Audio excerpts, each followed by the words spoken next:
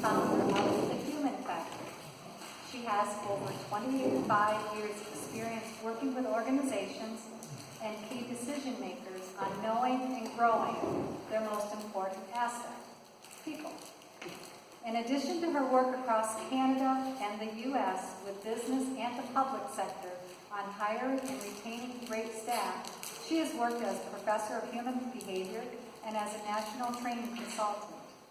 Christy's unique view as a former professor and senior business consultant offer distinct insights that are a benefit to progressive organizations wanting to leverage the strengths of their people. Christy has 2 grown children that live in Canada, Patrick and Haley. When she is not busy with work, she likes to travel, working with her amazing husband, who edited this, and be proactive in the community. And I have to say, Jamie has been very helpful for me. He is one of our newer members, and we look for his leadership. And Christy was a guest speaker at one of our meetings, and it was truly, truly wonderful. She did breakout sessions. We learned about people that are in our clubs that we didn't know this was what they like to do, to hear that person and their likes and their interests. So she was very motivational, very inspirational for us. And just the fact that growing your most important asset just blends so well with Lions. So we are excited very much to have her join our club this evening. And then on my left, Tom Campo and I have been meeting every 2 weeks. No, She doesn't invite anyone else. Where's Minaj? And Mayor Donna Smith, and I believe Joe is still here. He just left. Oh, shoot. And Joe Beagle, Assistant Deputy Mayor. Joe Beagle and Donna Smith and Tom Campo, who's Superintendent of Public Works, that have worked with the Lions Club to bring a dream come true, not only for Lions Clubs, for the Lowville Lions Club, but for the village of Lowville. There have been numerous other committees that have come together to try to do something with this Four Corner project, only to meet one obstacle after another. The Lions, we persevered, and we set a huge goal, and with the support of the Lions in our club and the community members in Lewis County and beyond, as far as New Jersey, India. I've had a few of our friends from India.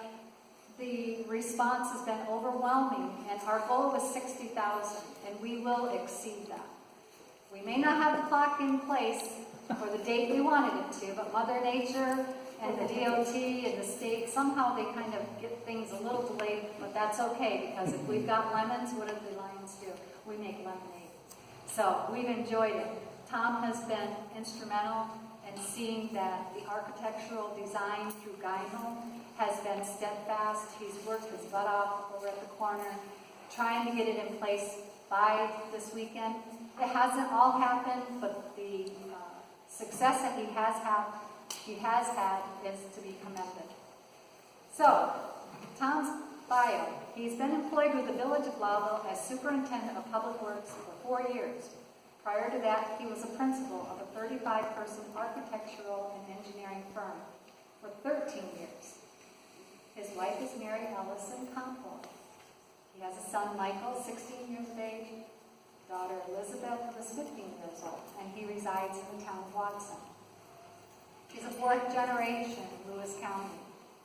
He graduated in 1988 from Lowville Academy Central School, attended SUNY Morrisville, and graduated in 1990 with an AAS degree in mechanical technology, went on to attend Onondaga Community College and graduated in 1992 with an AAS in architectural technology. He attended Drexel University in Philadelphia, Pennsylvania, and graduated in 1996 with a Bachelor of Science in Civil Engineering and a Bachelor of Science in Architectural Engineering. He is a licensed professional engineer in New York State. He's a planning board member in the town of Watson for 3 years. He's an officer of the Lowville Elks for 7 years. He was an exalted ruler in 2012-13. He currently serves on the House Committee. He is the committee chairman for Boy Scout Troop 162 since 2014. His hobbies include listening to me complain plane, fishing, sailing, skiing, carpentry, and traveling with families and helping out his community. And we are most honored to have him join our club. Another person with a mindset of community and what can we do to make it better for the people living here.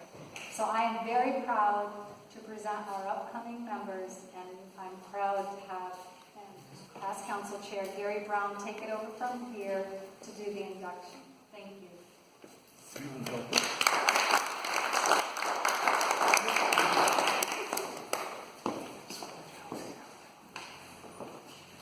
Pat? I You have your eye on that already? I have my boots on. I figure you probably did. Not me. You would never do that. No. Ladies and gentlemen, on behalf of the officers and the membership of the Lowville Lions Club, it's my honor to fill in at their invitation. I appreciate that. I want to express our sincere pleasure that you have expressed a desire to join this club. You've been invited to become members, and we are all extremely proud that you've accepted that membership invitation in Lions Clubs International and the Lowville Lions Club. This is a privilege. You are invited to join this organization, and you have been invited. You are about to join the world's largest service organization. There are 1.4 million some odd members in more than 208 countries around the world. It started 100 years ago today with a much smaller group. Look what we've come to, and you're about to join that fraternity. Through the membership, you will help your club reach out to people here in the Lowville area and beyond who are in need. That's our purpose. We serve. Short Lions Club International history, and I'll keep it short, even though today is our birthday. In 1917, there was an insurance man named Melvin Jones in Chicago, and he ran this little organization called the Men's Business Circle. Remember, it was 1917, so everything was the men's. Not men's and women, men's. There are a lot of other organizations like that around the world and in the United States. One of them happened to be called the Association of Lions Clubs in Dallas, Texas. Why they were called the Lions Club remains a mystery to this day. We don't know. But that's the one that they adopted when they got together and they had their first convention. Lions Clubs International is now what we're called. In those 100 years, it's hard to tell how many millions of people we've served. But in 1925, they had a convention. They had it in Cedar Point, Ohio. And they made something that to this day was a serendipitous mistake. They invited Helen Keller to be their speaker. And Helen Keller looked out at all of these guys who were successful and said, so what are you going to do?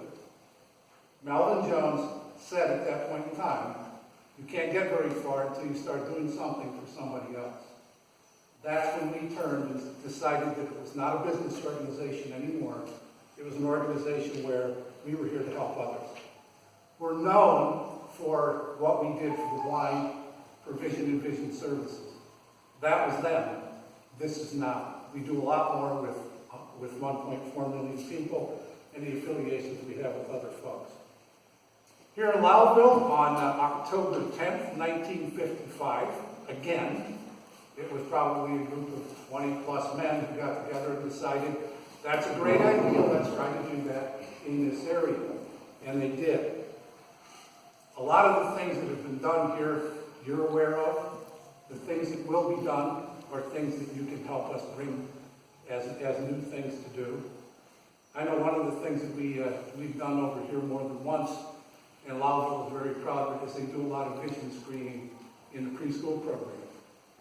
It's something that when you get in here, learn how to use that camera and learn how to go help. Because I'm a firm believer that you become a lion when you go hands-on and you do something, not when you sit in the back of the room and talk about it. Our service projects are what make you a lion in here where it counts. So, there's a lot more history, but certainly we're not going to go into all of it. So, at this time, I'm going to ask you to repeat after me. You want to blindfold them now? Okay.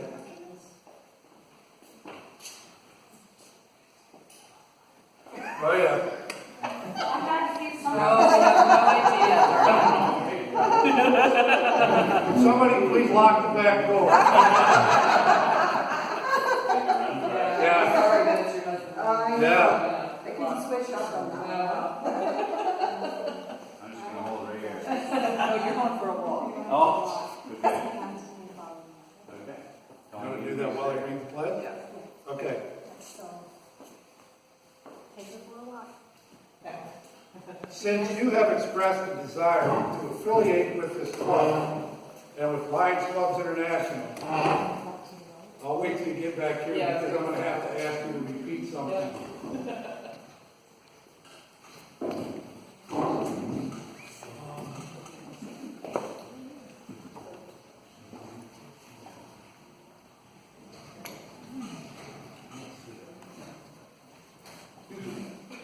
Are we going to our house?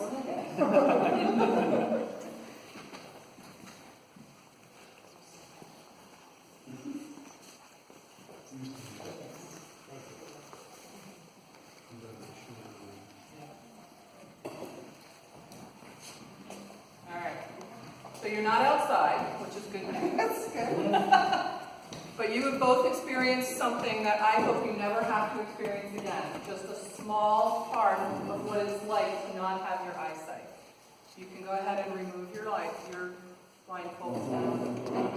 And you can see the light that's burning now that you couldn't see just a few minutes ago. You understand the helpless feeling that you had knowing you had to be led around. And that's one of the reasons that we help people in this situation. Thank you. Since you have expressed a desire to affiliate with this club and with Lions Clubs International, I will now ask you to repeat after me your obligations of membership. I do hereby accept membership in the Lowville Lions Club,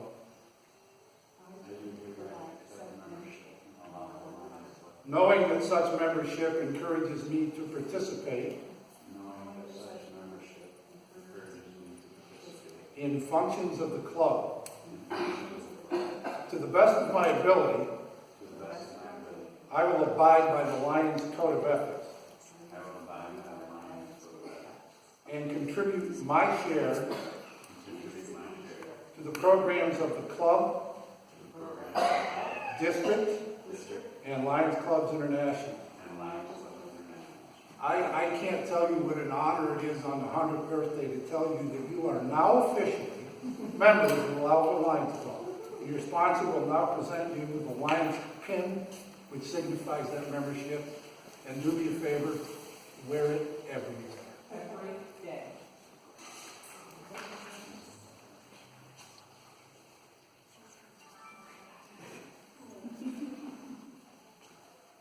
These are special pins because they're centennial. So for the ones you wear every day, we can get you another one so that because if you lose this one, you can't get a replacement. So wear these ones special. Yes, in 100 years you can. I'll meet you in the care. And then this is a pin for the sponsor. You can pin this up in actually. Sherry's got a bunch of them, so if she wore them all, she'd be laying down. So that's where we are. Now I'd like to ask the sponsor to respond to my words of the simple "I will" as soon as you're done with the blood test. As a sponsor, will you fulfill the following obligations? Be a sponsoring mentor to your new life. Would you make your new member feel welcome? Will you introduce your new member to all of the club members? Will you provide your new member with information about the club, its officers, and its constitution? Will you arrange for orientation sessions for the new member? Will you be willing and ready to answer any questions that might arise? Will you encourage the new members to discuss with you any problems and offer solutions? We don't have a problem. Will you assist the new member in developing into an outstanding lion? Congratulations, you are now the newest members of the Lowville Lions Club and the latest members of Lions Clubs International.